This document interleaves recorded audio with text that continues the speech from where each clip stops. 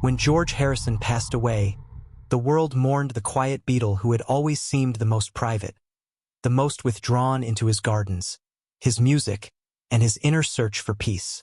His English estate, Friar Park, was legendary not only for its eccentric architecture, but for the fact that Harrison had lived there in relative seclusion, tending to his gardens, recording music, and avoiding the frenzy of fame. After his death, the house remained in the care of his family for years, but eventually, a section of the property, not the entire estate, but a portion converted into a livable residence, was sold quietly, away from the headlines. The new owners were an English couple in their 40s, Paul and Margaret Hensley. They weren't wealthy celebrities, nor aristocrats, but successful businesspeople who had long dreamed of owning a place in Henley-on-Thames. The idea of living on land that once belonged to George Harrison thrilled them. At first it was as if they were brushing shoulders with history, a chance to claim a part of something sacred in British music lore. But from the moment they settled in, something about the atmosphere disturbed them. The house was undeniably beautiful. Stained glass windows that caught the morning light, narrow corridors with old wooden beams, gardens that seemed almost enchanted. Yet Paul noticed how quickly shadows moved through the halls, as if the light bent strangely against the old walls. Margaret said the house had a constant low hum, not the pipes, not the electricity, something like a faint vibration, the echo of a string being plucked somewhere deep in the structure. They grew used to the silence of the countryside, but at night, when all should have been still, they would hear faint music drifting down the halls. At first Paul assumed it was his imagination. The faint twang of a sitar, or a guitar chord struck once, then fading into nothing. But the more he tried to ignore it, the clearer it became. Margaret swore she once heard words, fragments of song, not in full melody but in whispered fragments, as if someone were rehearsing behind a wall. More unsettling were the gardens.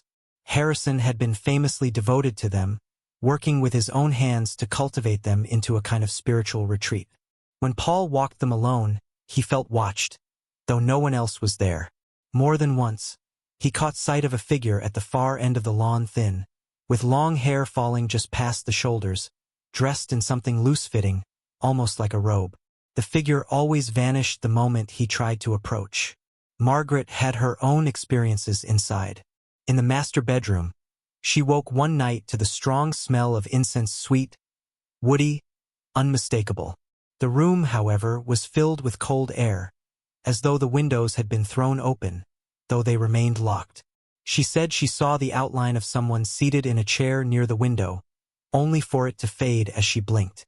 What lingered was the impression of sadness, but not malevolence, like a spirit restless in the home it had once loved. Neither of them felt endangered. That was the strangest part.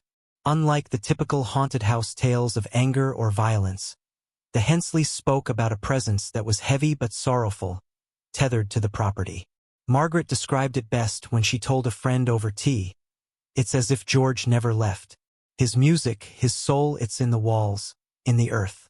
He's still here, but he doesn't know how to let go.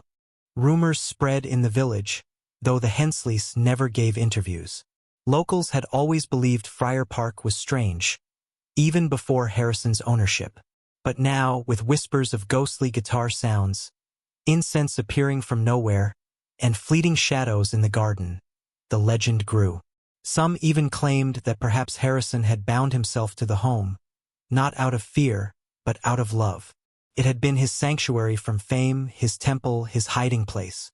The Hensleys still live there, though they've learned to make peace with the disturbances. At night, when Paul hears a faint strum of strings in the dark hallway, he doesn't rise to check anymore. He simply nods to himself, accepting it. Margaret keeps fresh flowers in the windows, believing it pleases the spirit. And the house, quiet as it may be, feels less empty because of it. Paul Hensley had never been a particularly superstitious man. He was pragmatic, someone who measured life in work done and hours well spent, not in unseen mysteries. Yet within weeks of living at Friar Park, he found himself questioning things he would have once scoffed at. The house seemed to breathe differently than any other he had known. It wasn't just its age, the way the floors groaned at night, or the drafts that slid under the doors. It was the sense that something deeper was stitched into the very fabric of the place. The first time it unsettled him properly was on a damp October evening. He had returned late from London, weary and craving nothing but the silence of his own bed. Margaret had already retired upstairs, but as he entered the grand hallway, he noticed a glow spilling faintly from the drawing room. He froze. They had not left any lamps on. With the kind of hesitation reserved for trespassers in their own home, Paul stepped closer. The glow wasn't lamp-light, it flickered, warm and orange, like candle flames. Inside, the drawing room was empty, but the air was heavy with the scent of sandalwood and another sharper incense he couldn't place. The room's corners seemed hazy, as if smoke lingered though he saw none. On the mantelpiece, one of Margaret's vases rattled faintly, as though brushed by an invisible hand. He turned sharply, expecting to catch her playing some trick, but the room was barren, silent except for a faint hum, low and steady, as though a guitar string had been struck and was still vibrating somewhere in the bones of the house. He left quickly, not daring to turn the lights on, and climbed the stairs 2 at a time. Margaret, meanwhile, had grown accustomed to subtle disturbances in her own quiet way. Where Paul felt resistance and unease, he battled internally. Margaret felt curiosity. She had always been fond of stories about houses carrying the weight of their pasts, and Friar Park was practically sagging with it. At night, when Paul lay rigid beside her, ears straining for phantom sounds, she sometimes allowed herself to listen more gently. Once, while reading in bed, she heard faint laughter drift down the hall. Not mocking, not sinister, but light-hearted, almost boyish.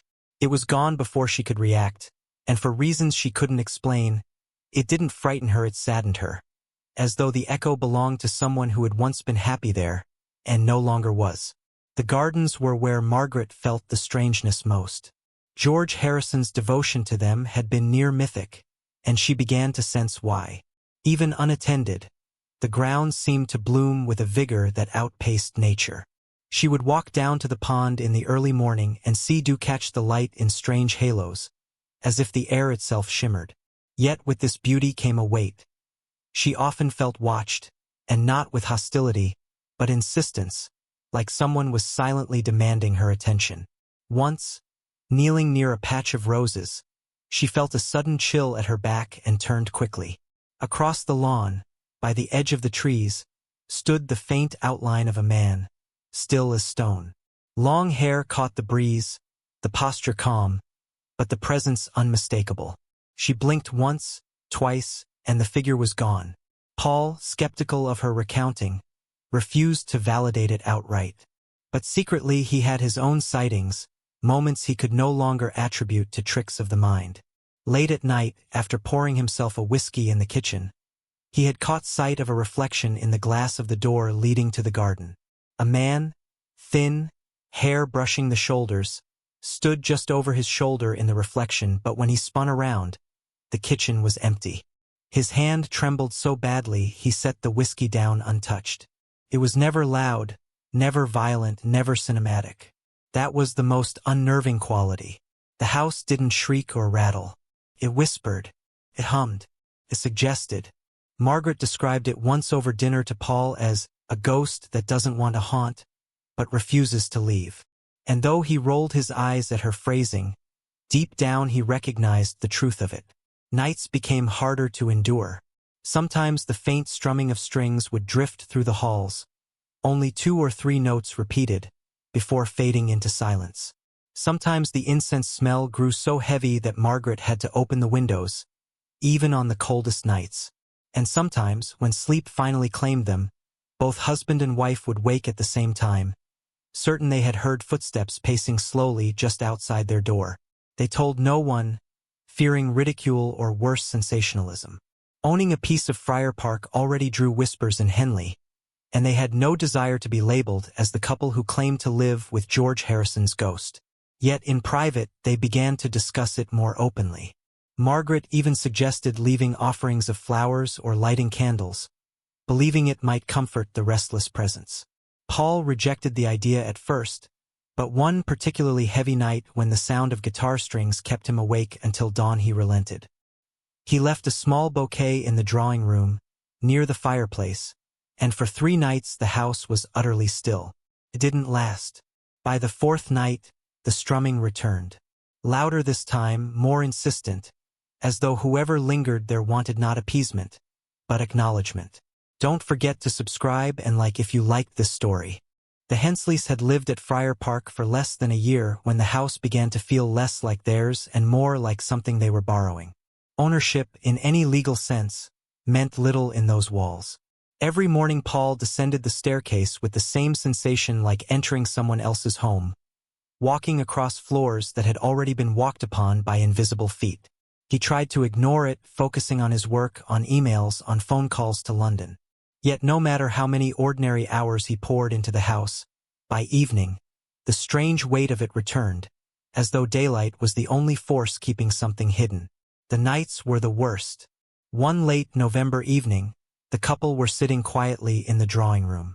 A fire burned low, the wind pressed faintly at the windows, and Margaret had been reading aloud from an old gardening book she'd found in one of the upstairs rooms.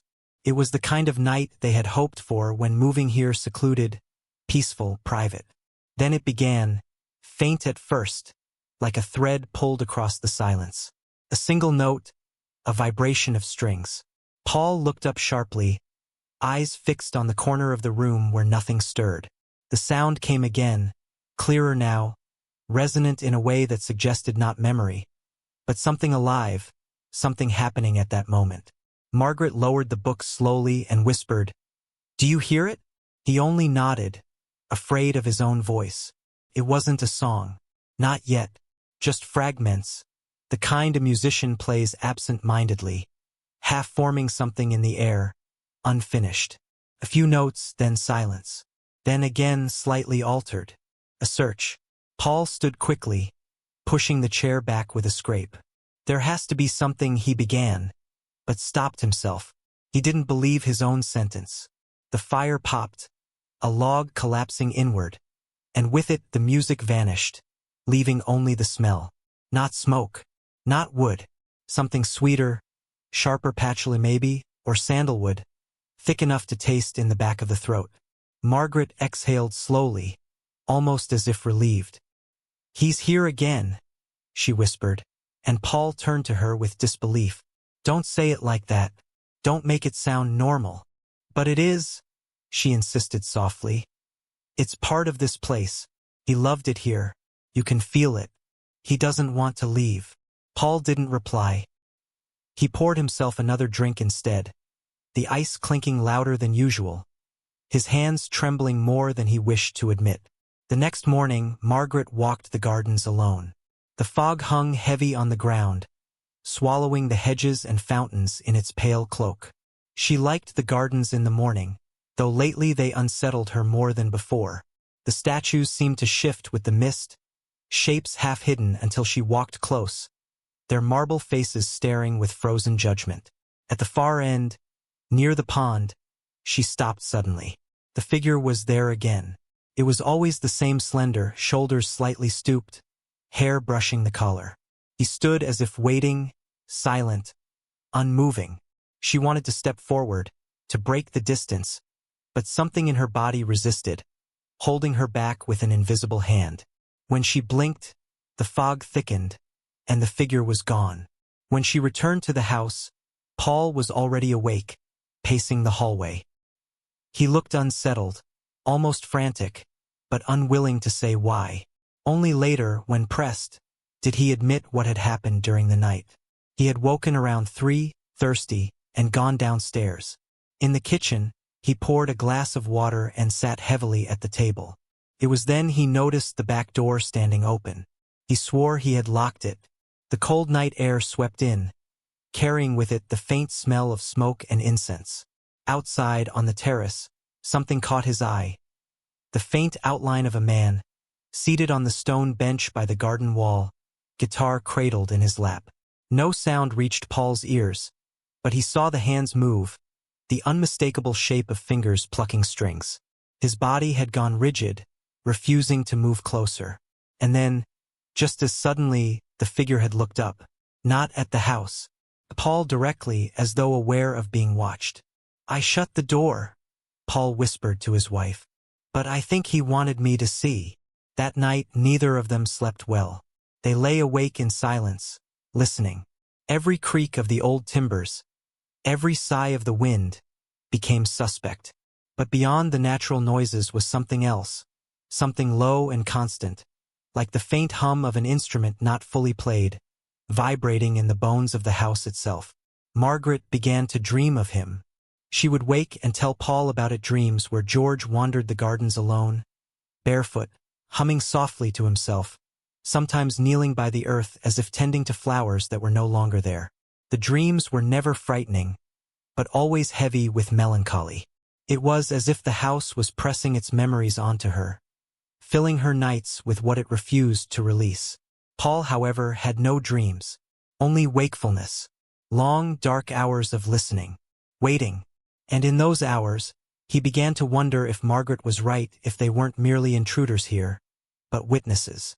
That perhaps George Harrison had never left Friar Park at all, and that the house, in its quiet way, was determined to make sure they understood it. Winter fell over Henley with a sharpness that seemed to seep into the walls of Friar Park. The days shortened, the sun low and fleeting, and the great house grew even more solemn.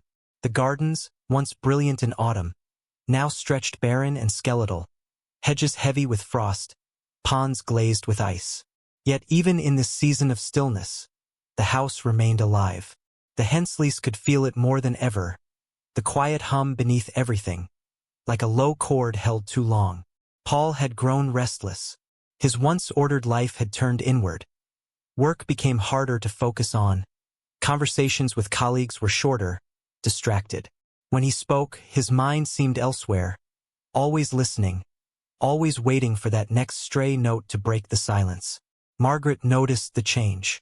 He was sharper now, easily irritated, pacing the corridors at night as if trying to chase the invisible sound down. One evening, after another dinner eaten in silence, she finally said what had been growing inside her for weeks. "Paul, he's not going to leave." The words hung heavy between them. Paul stared into his glass, his jaw set tight, refusing to answer. Margaret leaned forward, voice softer now. "This house, it belongs to him still. We can live here, but it will never truly be ours. Do you see that?" He closed his eyes and nodded faintly, though his lips pressed into a thin line. "I know," he whispered.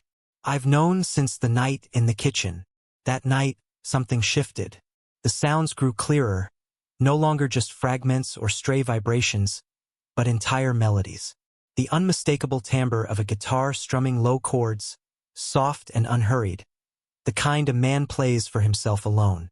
The music drifted through the house, curling around corners, threading its way beneath their bedroom door.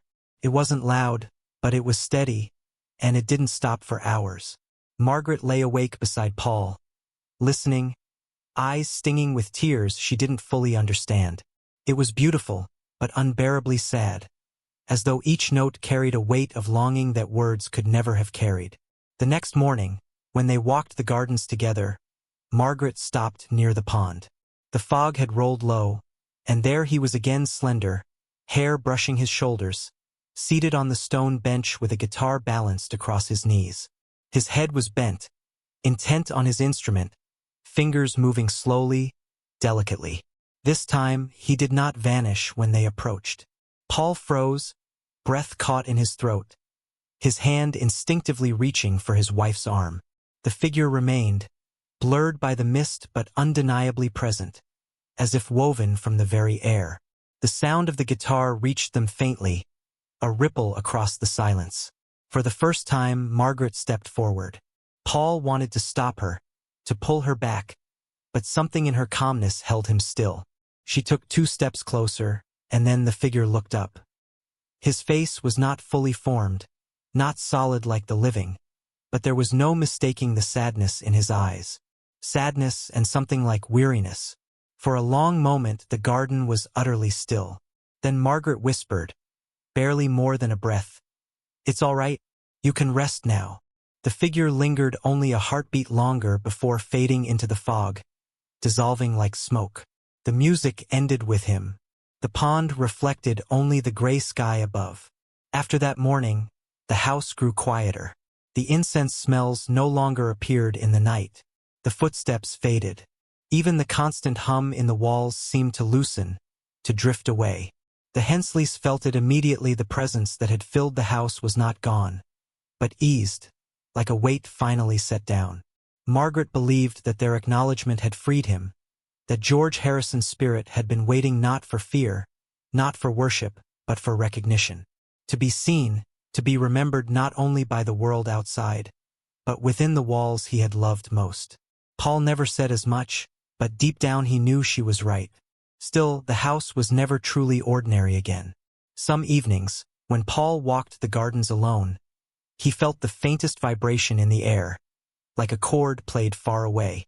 And Margaret, tending her roses in spring, sometimes smelled a trace of sandalwood drifting past her, gone before she could take a second breath. It wasn't frightening anymore. It wasn't sorrowful. It was simply there, a reminder that some homes carry more than walls and windows. Some hold the lives that shaped them, and sometimes those lives linger in ways the living cannot explain. And so the Hensleys stayed. They lived quietly, as caretakers more than owners, with the unshakable sense that they were sharing their home with its truest resident.